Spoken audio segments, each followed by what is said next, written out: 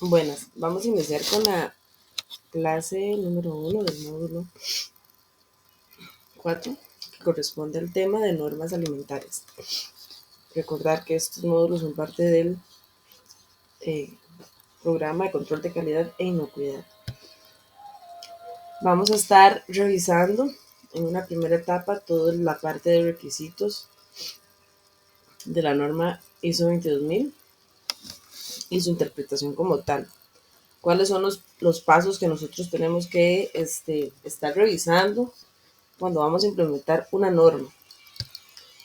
En este caso, pues está enfocada la explicación hacia la ISO 22000, más sin embargo, son una serie de prerequisitos o de requisitos que nosotros tenemos que tener a nivel de producción que nos permiten generar control, seguimiento y a su vez responde a este, requerimientos por parte de clientes, proveedores y demás para ser más competitivos y tener más controlados nuestros procesos dentro de la planta. La aplicación de la norma lo que busca es establecer, documentar, implementar y mantener un sistema eficaz de los sistemas de gestión, en este caso de la inocuidad alimentaria. Lo que busca es tenerlo actualizado de acuerdo a la norma en este caso, que ese programa se mantenga actualizado, que se mantenga al alcance de todas las personas y que sea fácil de entender todo lo que nosotros implementemos. Se busca también que esté dentro de las operaciones, ¿verdad? Que sea acorde a las operaciones, lo que hemos hablado en clases anteriores, que sea acorde a las operaciones que nosotros estamos realizando, según los productos, procesos y los lugares de producción, así la documentación necesaria, los procesos necesarios van a estar pues acorde a la documentación, ¿verdad? Ya hemos visto un poco de ciertos documentos antes de, como entre ellos la parte de la política alimentaria, de inocuidad. ¿Qué tiene que estar incluido? Bueno, esa política, la declaración de los objetivos que ya los vimos, procedimientos documentados y documentos que aseguren la eficiencia del sistema de gestión, toda la parte de registros, ¿verdad? Es esta parte que nos da el control de los procesos y los procedimientos que nosotros vamos a implementar. Documentos de control, asegura que los cambios se revisen antes de su implementación, se determinan sus efectos sobre la inocuidad y su impacto sobre el sistema de gestión. Todos estos documentos tienen que estar revisados. Digamos, alguien los va a crear, alguien nos ayuda a revisarlos y decir, sí, está bien, unos segundos ojos, por decirlo así, y luego se empieza su implementación y su validación. ¿Qué es lo que busca? Bueno, que el documento que nosotros realicemos o el procedimiento que nosotros realicemos sea lo más acorde a la operación que tenemos actualmente en la planta y sea entendible, fácil y que todas las personas usuarias de este registro, de este procedimiento, lo puedan entender en todo nivel. El control de registros ayuda a determinar el cumplimiento de los requisitos y la eficiencia. Deben de permanecer legibles, necesita un procedimiento adecuado. Los registros nos permiten generar información para generar inclusive estadística del comportamiento de ciertas situaciones o controles o parámetros que tenemos dentro de los procesos que nos ayuden a controlar. Pero tiene que estar establecido cómo es que lo vamos a llenar o qué es lo que tenemos que realizar para llevar ese dato hacia un registro. Ok, hablemos del control de pesos. Entonces, dice que usted va a tomar las primeras 10 unidades que salgan de la línea y les va a medir a todas el peso. Luego, a la mitad del lote de producción, usted va a volver a medir otras 10 unidades y les va a verificar el peso. Y por último, ya cuando la tanda de producción esté lista, usted va a tomar las últimas 10 unidades y las va a pesar y las va a verificar. Y de eso va a ser un promedio y lo va a anotar en el registro. Esta explicación que yo les estoy dando tiene que estar por escrito en un procedimiento. Así tal cual yo lo lea alguien nuevo, lo lea el misceláneo, lo lea el gerente y lo lea el operador de línea principalmente y lo entienda, ¿verdad? Que sea fácil legibilidad, entendimiento. La política de inocuidad.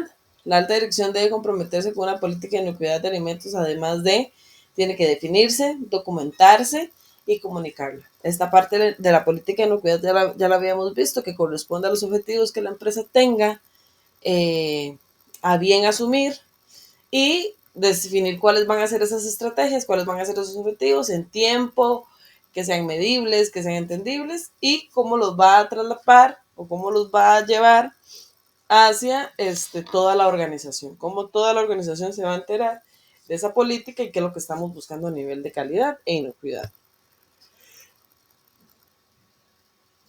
Es apropiada para la función que cumple, es conforme a los requisitos legales, se comunica a todo nivel y se revisa de su continua educación, ¿verdad? Que haya, o si hay mejoras, entonces se están revisando esas mejoras que se implementan y estar respaldada por los objetivos que sean medibles.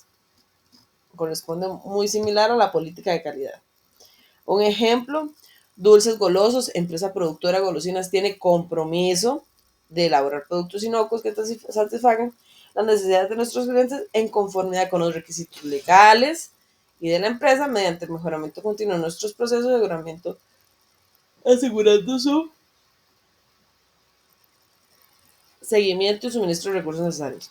Para ellos contamos con recurso humano involucrado, comprometido, motivado mediante la comunicación y la capacitación continua.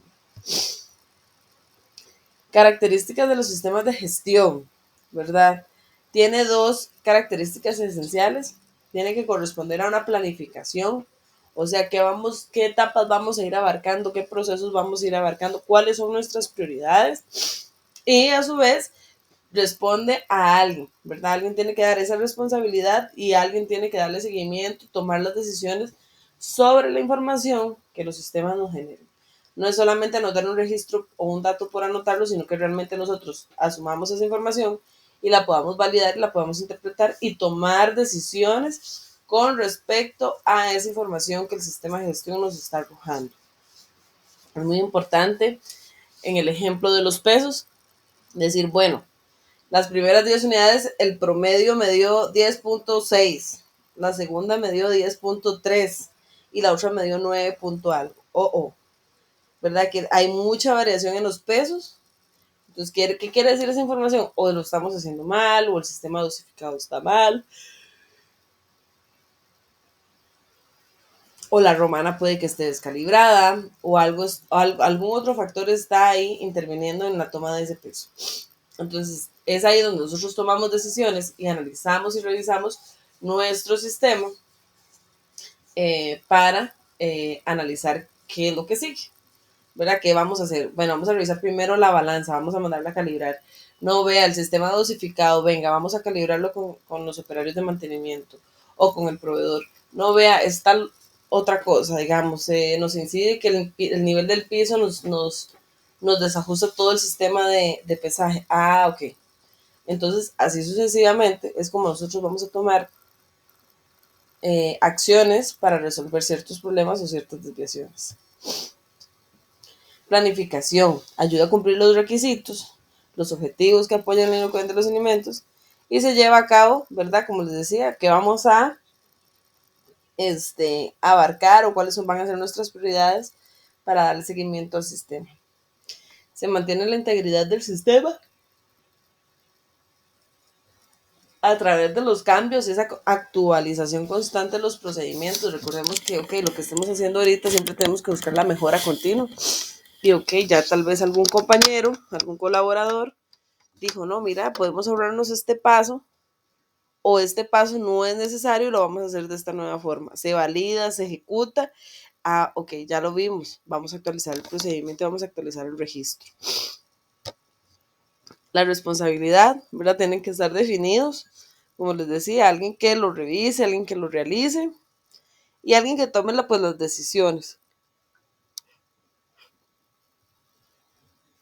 Alguien que tome las decisiones con respecto a la información que se está generando. El líder, tiene que existir un líder del equipo de inocuidad, ¿verdad? Que tiene que tener independencia, responsabilidad y autoridad, tiene que ser alguien con conocimiento de causa y conocimiento de su proceso, donde nos permita tomar estas decisiones y dirigir al equipo, ¿verdad? Como les decía, desde la planificación, ¿qué procesos son más críticos? qué procesos tienen más volumen, qué procesos tienen más unidades, qué procesos está generando más desviaciones de calidad, de inocuidad. Ok, es el que vamos a revisar primero. Sus procedimientos, sus registros, los colaboradores, las capacitaciones y demás. Y ok, tomamos esa decisión. Vamos a analizar este primero. O no, vamos de forma integral. Quiero todos los planes de inocuidad y calidad estandarizados, que todos al mismo nivel estén. Ok, pero la estrategia va a ser que en cada línea haya un líder y ese líder nos ayude a generar información. Este tipo de responsabilidades o de accionares los tiene que delegar un líder, ¿verdad? Alguien que conozca, como les digo, su sistema, sus procesos y sea fácil de aplicar.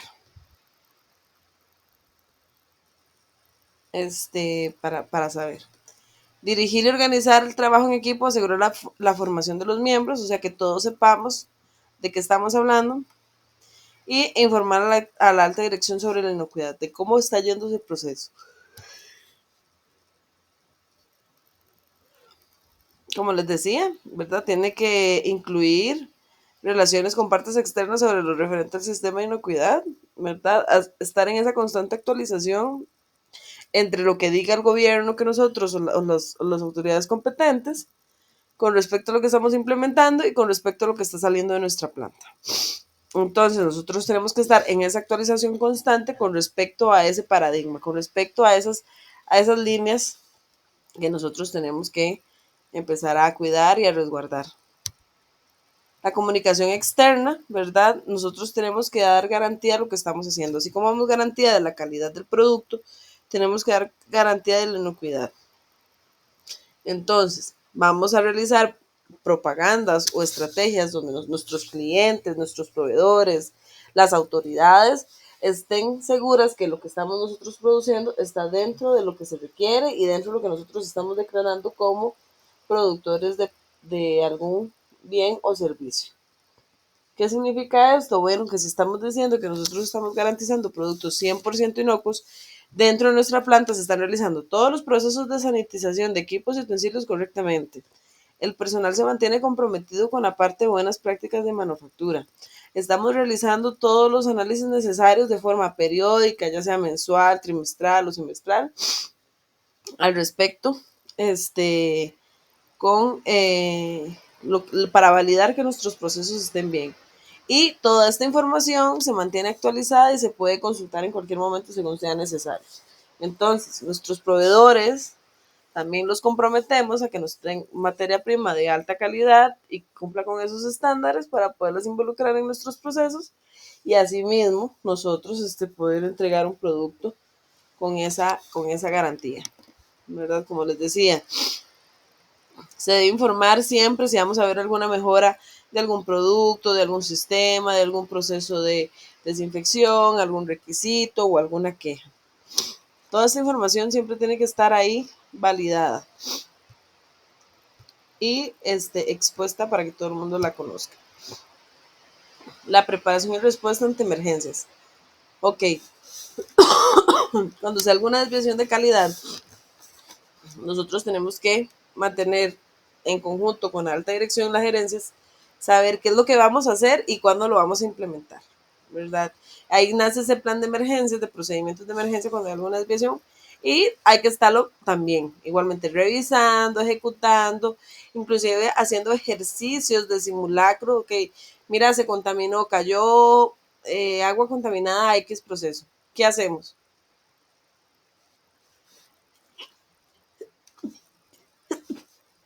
¿Qué hacemos? ¿Cuál va a ser el procedimiento? Entonces, ese tipo de ejercicios en simulacro también nos permite tener actualizados a nuestro personal y ver de qué forma van a actuar cuando alguna situación se presente. La revisión por la alta dirección, ¿verdad? Debe revisar el sistema de gestión y en pro de su conveniencia y adecuación y eficiencia. Hay que definir, ¿verdad? Las generalidades, la información para esa revisión y los resultados. ¿Qué es lo que vamos a buscar? ¿Cuáles van a ser esas mejoras? ¿Verdad? ¿Qué información de la que estamos levantando nos está funcionando o cuál del todo no es necesaria, ¿verdad? el recurso humano. Los recursos para establecer e implementar, mantener los sistemas de gestión deben estar proporcionados para la organización.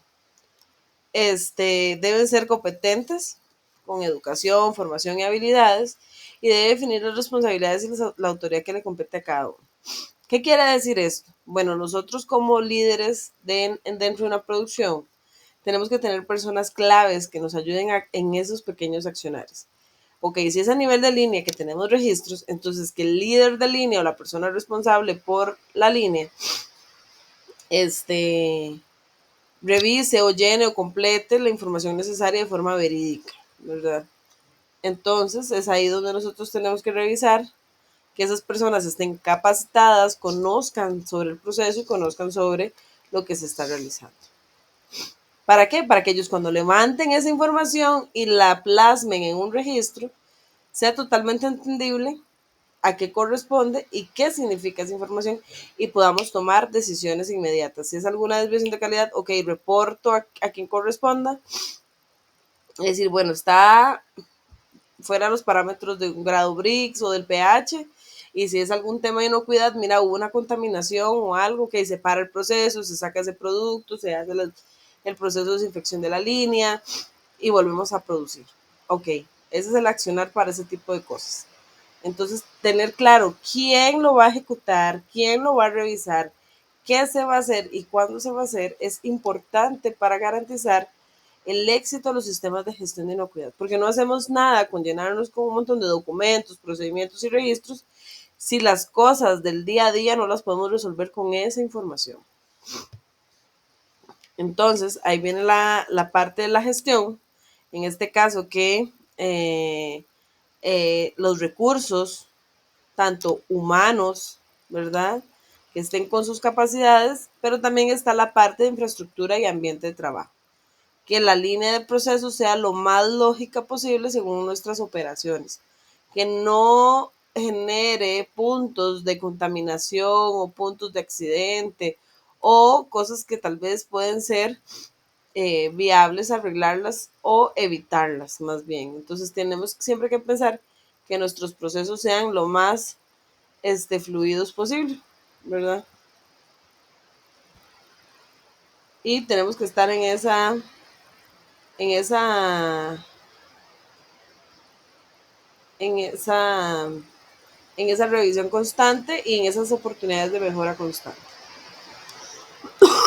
Si bien es cierto, no siempre, según las inversiones que se han hecho, no nos permiten esa lógica, nosotros tenemos que ver a nivel de producción, sentarnos con nuestros colaboradores e ir generando estrategias o con lo que ya tenemos establecido, cómo hacerlo más eficiente posible, ¿verdad? Cómo lograr que esa fluidez no nos permite generar errores o contratiempos o alguna emergencia con respecto a la inocuidad o la calidad del producto que estamos ejerciendo. Infraestructura, ¿verdad? Proporciona los recursos para establecer y mantener la infraestructura necesaria. Es importante que no haya acumulación de suciedad, que no haya problemas para su fluidez, digamos, para la continuidad del flujo, que no genere acumulaciones ¿verdad? De producto, que sea lavable, que sea, que no haya puntos de corrosión, ¿verdad? Todo lo que nos pueda generar alguna incidencia en el proceso, nuestra infraestructura tiene que minimizarlo en la medida de lo posible. Y como les decía, si ya tenemos algo establecido, entonces, ok, ¿cómo vamos a ir generando las oportunidades de mejora? ¿Cuáles son esas oportunidades de mejora? Un ejemplo. Ok, tengo la tapa de, en este caso aquí, una marmita. Pero esa marmita no se hizo en el acero que se ocupaba, se hizo en un acero que es oxidable, en un metal. Entonces, ok, vamos a cotizar las dimensiones, los requerimientos para esa tapa y en algún momento gestionar el cambio. Nos pasa muchas veces que a nivel de cielos rasos o de techos de planta, no siempre se visiona que no vaya a haber acumulación de condensados, humedad, polvos y demás, y puede que se acumule y luego nos caigan los procesos, ¿verdad? En alguna marmita, en este ejemplo, que está ahí la imagen. Entonces el cielo raso está muy húmedo, o no hay sino rastro, inclusive. Entonces, ¿qué vamos a hacer para que cualquier tipo de contaminación que se pueda impregnar en el techo luego no nos caiga porque hubo un exceso de vapor en la planta y las gotitas que se generaron de humedad nos vaya a caer en el producto? Ese tipo de cosas son las que nosotros tenemos que estar revisando a nivel de la planta para que nos facilite nuestra operación. El ambiente de trabajo proporciona los recursos para establecer y gestionar y mantener los requisitos, ¿verdad? Nosotros lo veíamos cuando revisamos el RTCA, que hay unos ciertos requisitos que las infraestructuras tienen que tener, como curvas de nivel, que las áreas alrededor no permitan contaminación, que las ventanas tengan cierto declive para que no genere contaminación, digamos, acumulaciones de polvo, que no hayan equipos con óxido, que no se permite el ingreso de plagas a la planta, ¿verdad? Ese tipo de cosas es que el ambiente laboral tiene que permitir que no se den, ¿verdad? Entonces, esa constante revisión es necesaria de forma periódica y a nivel interno nosotros generar esas inspecciones y detectar esos puntos para ahí tomar decisiones y hacer las mejoras necesarias. El programa de requisitos cumple ciertas funciones y deberes. Esa parte de los prerequisitos, digamos, es como la parte preliminar. Va muy de la mano con lo que vimos la vez pasada con el RTCA, que es como una noción básica de lo que debemos de contener en la planta. Funciones. La probabilidad de introducir peligros para la inocuidad es lo que se busca. Evitar la contaminación biológica, física y química, que es un poco lo que hemos hablado. Y el nivel de peligro relacionados con la inocuidad también lo tenemos que controlar. Es parte de las funciones que estábamos viendo o lo que estamos buscando con un programa de prerequisitos.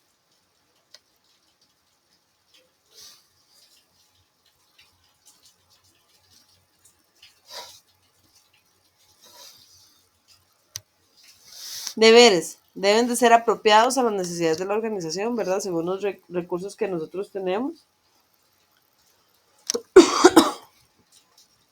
Según los recursos que nosotros tenemos, tienen que ser parte de la operación, ¿verdad? Que esté enfocado a lo que estamos haciendo y que sea acorde. Ser apropiadas al tamaño y tipo de operación y la naturaleza de los productos que se elaboren, ¿verdad? Según nuestro proceso. Implementarse a través de los sistemas de producción en su totalidad como programas y la aplicación en general. Ser aprobados por el equipo de la inocuidad de los alimentos. Perdón, es parte de las nociones que nosotros tenemos que buscar cuando estén los sistemas de gestión, ¿verdad? Que esté acorde a lo que estamos realizando, al tamaño de la planta, a los recursos que nosotros mantenemos y que, las personas involucradas en la parte de inocuidad y calidad estén enterados y digan, sí, esto es lo más apropiado en este momento para la organización. ¿Cuáles son esos pasos preliminares? Bueno, establecer un equipo donde nosotros estemos revisando la parte de productos, procesos, equipos y peligros relacionados.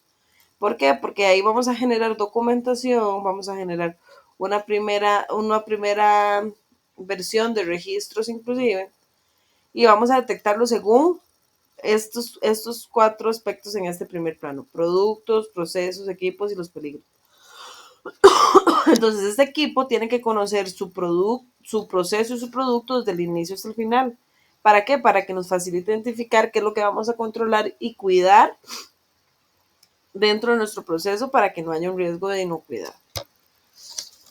Características del producto, ¿verdad? Tener mapeado cuáles son nuestras materias primas, los ingredientes, los aditivos, todo lo que esté en contacto con el producto. Identificar los requisitos legales para mantener la inocuidad, ¿verdad? Saber qué parámetros o qué análisis o qué aspectos vamos a cuidar de ese producto en específico y describir, ¿verdad? Lo que yo les decía a ustedes en documentos, el tipo de análisis de riesgos que vamos a revisar, de análisis de peligros, perdón. El uso, ok, vamos a definir cómo es ese producto, para qué está dispuesto, digamos, para qué se va a usar, la manipulación, tanto propia como impropia del producto. Vamos a identificar cuáles son los usuarios, los consumidores, quiénes sí, quiénes no, ¿verdad? Y mantener actualizado todas las descripciones documentales necesarias para los productos que estemos realizando. Vamos a definir un diagrama de flujo, un diagrama de proceso con todas las etapas, que esto nos va a permitir llevar un control de nuestros flujos, de nuestros procesos, identificar todos estos puntos que les estoy diciendo de posible contaminación.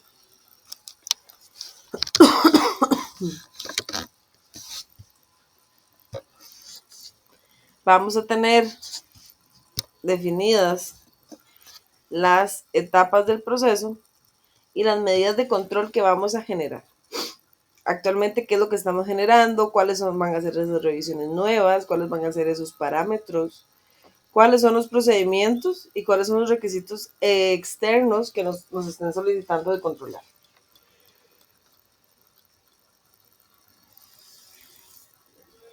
Esto acorde según el diagrama anterior realizado, ¿verdad? Según nuestro diagrama de flujo, en cada etapa vamos a generar esas medidas de control, si son o no son necesarias. Ahorita les voy a enseñar un ejemplo de estas etapas preliminares, que ahorita los revisamos, para que se hagan una idea de lo que les estoy hablando. La determinación de los, ¿verdad?, de los niveles aceptables para ese riesgo que encontramos, ¿ok? En una etapa, pensemos en lácteo, que es el ejemplo que vamos a ver ahora.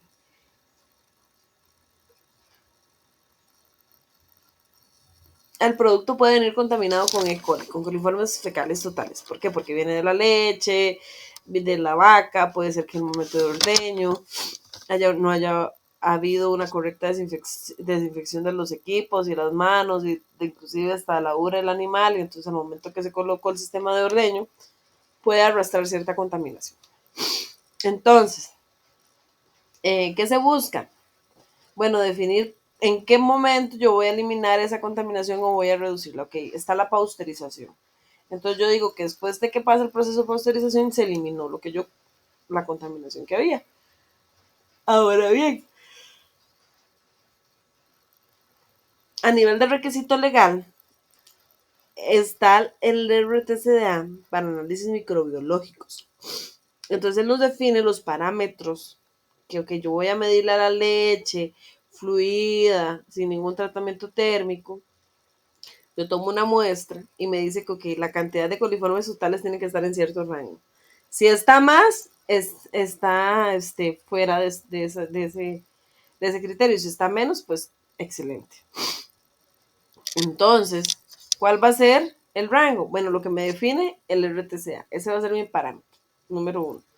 ¿Cuál va a ser mi punto de control? Bueno, va a ser la parte de pasteurización. Entonces yo tengo que tener controlada la parte de pasteurización para que realmente sea efectiva y realmente nos elimine ese riesgo de contaminación. Eso está definido a través de requisitos legales, según los clientes y el uso previsto del producto, ¿verdad? Entonces, según según estos parámetros, yo tengo que así definir el control dentro de mi organización.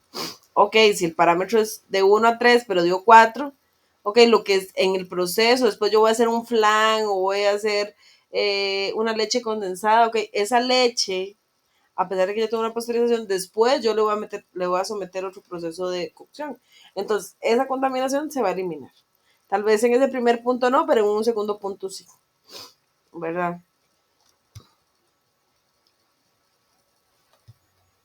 Luego está la evaluación de los peligros, ¿verdad? Saber en qué etapa, según nuestro diagrama de flujo, que fue lo primero que hicimos, definir cuáles van a ser esos peligros. Si la eliminación o la reducción, o cuáles van a ser los niveles aceptables en cada punto.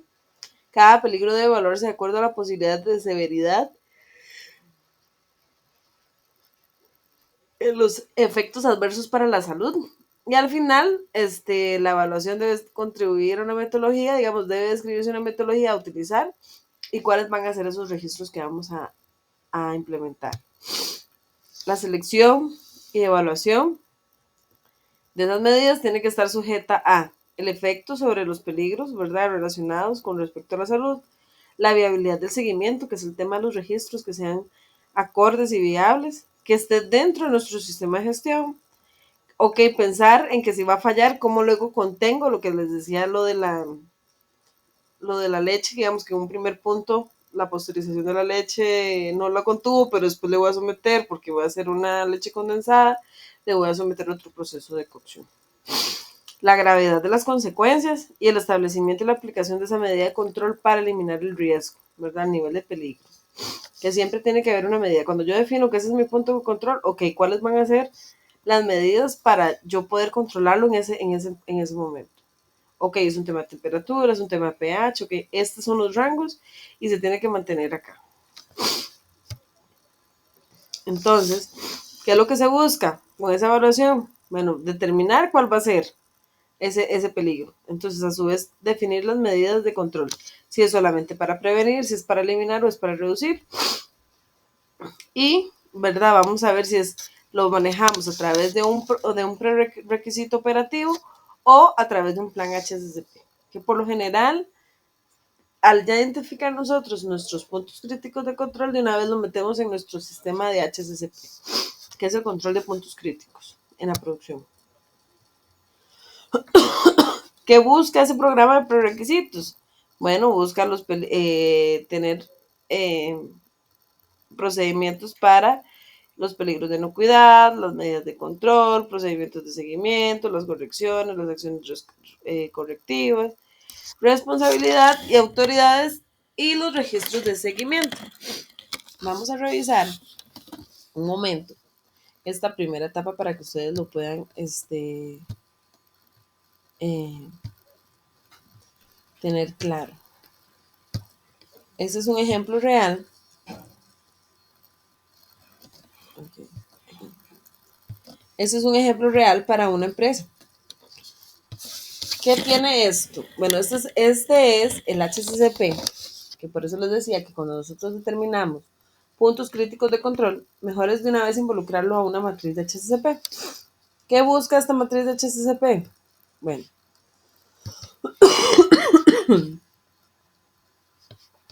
lo que les decía al inicio, definir el uso. Entonces está la ficha técnica, donde nosotros vamos a definir, ok, aquí está, ¿qué es mozzarella? Queso mozzarella, sus características generales, el nombre del producto, el origen, su composición, si tiene alérgenos, método de producción, el embalaje, su vida útil, condiciones de almacenamiento, que es sumamente importante porque es cuando ya sale el producto terminado y cómo lo tiene que contener nuestro cliente o nosotros mismos dentro de una red de frío en este caso, y el método de distribución, ok, cómo lo vamos a cuidar. Luego están las características sensoriales. Luego están las características químicas, que es lo que yo espero de ese producto. En este caso se le mide humedad, pH, proteína, grasa, sal. Las características microbiológicas para este producto, según el RTCA, estos son los valores esperados. Para estafilococos, bueno, 10 unidades formadores de colonias lo máximo. Para listeria tiene que estar ausencia. Para salmonella tiene que estar ausencia.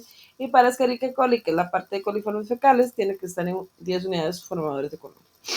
Entonces, esta información es para estos rangos, nos la da, digamos que el RTCA.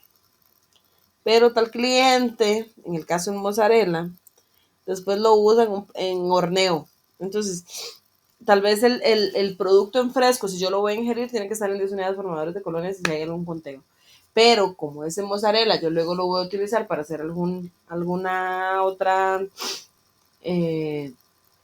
preparación, sino que más bien lo voy a hacer como materia prima en otro proceso de elaboración, donde voy a incluir calor. Ok, mi rango aceptable ya no es 10, pero yo le acepto que esté entre 10 y 12. ¿Por qué? Porque yo luego le aplico calor y no hay tema. Se desaparece ese riesgo de contaminación, ¿verdad? Si hay algún proceso de tratamiento previo.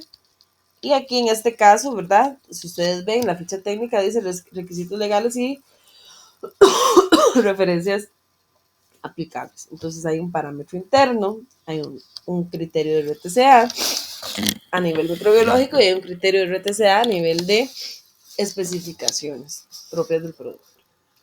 Luego está el flujo de proceso. Nosotros vamos a definir cuál va a ser ese flujo de proceso, donde identificamos todas las etapas que están involucradas, desde la recepción de la materia prima, todas las etapas, digamos, de cocción, control, adiciones y demás. Entonces, en todas estas etapas, nosotros podemos definir un punto crítico de control. Luego está la matriz del riesgo. Yo identifico, es que es una matriz bastante grande. Vamos a ver ese primer lado. Entonces, yo identifico cuál va a ser la materia prima o la etapa. En este caso, es la recepción de la leche. Entonces, cuando ya yo defino que es la recepción de la leche, ¿se acuerdan que habíamos dos tipos de peligro? Entonces estaba biológico, físico y químico. En este caso tenemos con la B, biológico, ok, la leche de origen, la temperatura, la manipulación incorrecta, químico, bueno, que vengan sustancias químicas, inhibidores, llámese antibióticos, pueden venir restos de productos de limpieza, y físico, algún material extraño, digamos alguna basurilla o algo, si la ubre, no sé, si la ubre de la vaca no se limpió correctamente, entonces esa basurilla puede venir ahí y ser parte de un riesgo físico. Definimos cuál es la causa por lo que ese tipo de contaminación puede llegar a nuestro producto, las medidas preventivas, ¿verdad? Lo que vamos a realizar.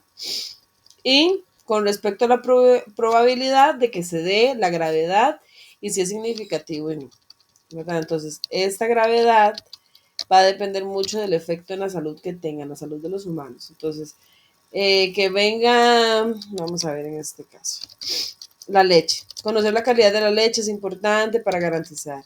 Entonces, ¿cuál es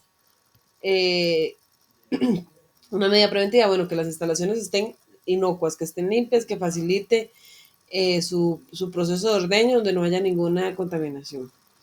Puede pasar si hay una probabilidad media de que haya algún proceso de contaminación, porque depende tal vez de los procesos de limpieza, depende si realizamos todas las prácticas bien. Entonces, no va a ser bajo porque al final día a día estamos ejecutando ciertas labores, ni va a ser alto porque, digamos, hay un proceso de contingencia. Pero está, como está el error humano ahí implícito, entonces vamos a decir que la probabilidad es media. ¿Qué tan grave es que venga algo sucio? Bueno, puede ser baja en esta primera etapa. Alguna contaminación cruzada puede que sea baja con respecto a la salud. Puede que nos dé una diarrea, puede que nos dé un dolor de estómago, pero nadie se va a morir. Entonces es una probabilidad baja. Además de que depende de otros procesos de limpieza, de ejecución y demás, entonces la gravedad puede que se dé la contaminación, pero no va a ser en exceso, sino que va a ser menos contaminación, entonces por ende la gravedad va a ser menor. Entonces al final definimos que la significancia a nivel de la salud no es relevante en esta primera etapa. Vemos para la parte del HACCP que hay un árbol de decisión, ¿verdad? Que responde a ciertas preguntas. Donde nosotros podemos definir nuestro punto crítico de control. Entonces, ¿cuáles son esas preguntas? Ok, existen medidas preventivas de control. Vamos a revisar aquí en la parte de, bueno, acá específicamente en la pasteurización. ¿Existen medidas preventivas de control? Sí. ¿Por qué? Porque la pasteurización lo que lleva es la parte de la temperatura. Entonces, yo sé que si la temperatura llegó a cierto grado, esa es mi medida de control. Entonces, yo sé que tengo que estar revisando, registrando la temperatura en la que llega esa leche cuando pasa en esta primera etapa de pasteurización. Ha sido una fase específicamente concebida para eliminar o reducir a un nivel aceptable la presencia de ese peligro. Sí, esa es la etapa primordial, es la primera etapa donde nosotros vamos a eliminar cualquier riesgo microbiológico, biológico en este caso, de contaminación. Podría producirse una contaminación con riesgos identificados superiores a los niveles, o podrían estos aumentar a niveles, digamos, no aceptables. Sí. Digamos, si yo en ese punto no genero ningún control o nada, se va a disparar la contaminación. Se elimina los peligros identificados o reduciría, digamos, en una siguiente fase a un nivel aceptable. No, en este proceso no, digamos, el único punto donde va a haber calor en el producto es acá. Entonces, si yo luego no lo voy a someter a ningún otro proceso de cocción o de preservación o demás, es acá donde yo lo tengo que cuidar. Entonces, es ahí donde se me considera que es un punto crítico de control. Entonces, yo tengo que ser vigilante de ese punto crítico. Tengo que estar revisándole la temperatura, que esté funcionando bien correctamente el equipo, ¿verdad? Porque es mi punto de control. Luego nosotros vamos a definir, ¿verdad? ¿Cuál es el PCC? Bueno, en la parte de la pasteurización. ¿Cuál es el peligro? Bueno, que tiene que haya eh, una deficiente eliminación o sí, de la carga microbiana, en este caso, como lo vimos al inicio, la parte de la listeria, el E. coli, la salmonella o las enterobacterias. ¿Cuáles son los límites críticos? Bueno, que llegue a cierta temperatura en un cierto tiempo. ¿Cuál va a ser el monitoreo? ¿Qué? Bueno, una adecuada relación temperatura-tiempo, ¿cómo? Mediante una inspección visual del termógrafo o disco de pasteurización, en este caso tiene unas termocuplas. ¿Cuándo? Cada vez que se pasteuriza. ¿Quién? Bueno, el departamento de producción y el departamento de calidad son los responsables de darle seguimiento. ¿Cuál es la acción correctiva? Bueno, detener el proceso, ajustar la válvula y colocarla, digamos, en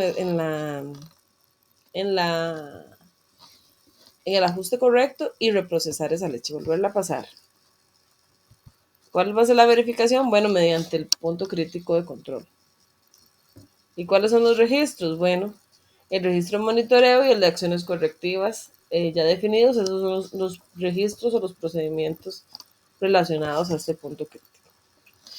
Este es un ejemplo de lo que hemos visto, ¿verdad? De la parte de lo que busca el programa de prerequisitos de la norma. En este caso, este prerequisito es un HACCP, que abarca, ¿verdad?, bastante significativo todo el control de los puntos críticos y las medidas que vamos, pues, a implementar.